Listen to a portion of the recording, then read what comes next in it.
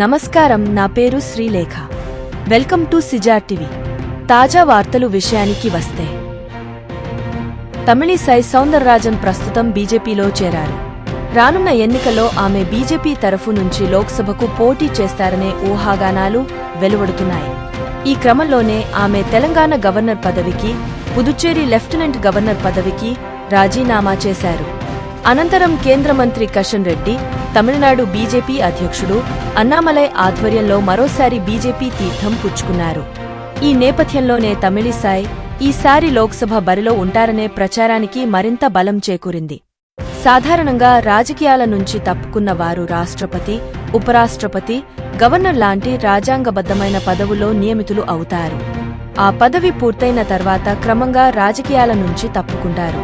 కానీ ఇప్పటివరకు తెలంగాణకు గవర్నర్గా, పుదుచ్చేరికి లెఫ్టినెంట్ గవర్నర్గా ఉన్న 62 ఏళ్ల తమిళిసై సౌందరరాజన్ ఆ పదవీ కాలం పూర్తి కాకముందే రాజీనామా చేశారు. ఆ వెంటనే బీజేపీ కండువా కప్పుకోవడంతోనే గత కొన్ని రోజులుగా వస్తున్న ఊహాగానాలకు తెరపడింది. గతంలో తమిళనాడు బీజేపీ అధ్యక్షురాలిగా పనిచేసిన తమిళిసై సౌందరరాజన్ను ఆ పార్టీ తెలంగాణ రెండో గవర్నర్గా నియమించింది. అయితే తాజాగా ఆమె పదవులకు రాజీనామా చేసి చివరికి తిరిగి కమలం గూటికి చేరడంతో తిరిగి ఎన్నికల్లో పోటీ చేసేందుకు సిద్ధం అయ్యారు.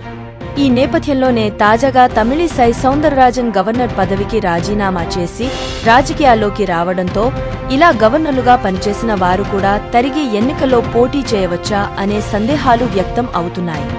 అయితే గవర్నర్లుగా పనిచేసిన వారు తిరిగి ఎన్నికల్లో పోటీ చేయకూడదనే నిబంధన ఏదీ లేనప్పటికీ సాంప్రదాయం ప్రకారం రాజ్యాంగపరమైన పదవులు అనుభవించిన వారు ఆ తర్వాత పూర్తిగా రాజకీయాల నుంచి తప్పుకుంటూ ఉన్నారు. ప్రస్తుతం తమిళిసై సౌందరరాజన్ గవర్నర్ పదవి నుంచి రాజకీయాల్లోకి రావడంతో గతంలో ఇలా జరిగిందా అనే ప్రశ్నలు వెల్లువెత్తుతున్నాయి.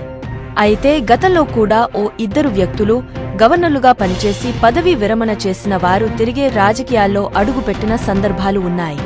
వారే అరుణాచల్ ప్రదేశ్ మాజీ గవర్నర్, ఆర్మీ మాజీ చీఫ్ జనరల్ జోగిందర్ జస్వంత్ సింగ్ కూడా గవర్నర్ పదవి నుంచి దిగిపోయిన తర్వాత రాజకీయాల్లోకి వచ్చారు. మరొక తాజా వార్తలతో మీ ముందుకు మళ్లీ వస్తాను. అంతవరకు సెలవు.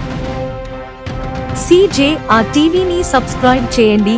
ఈ వీడియోను లైక్ చేయడం మరియు షేర్ చేయడం మర్చిపోవద్దు.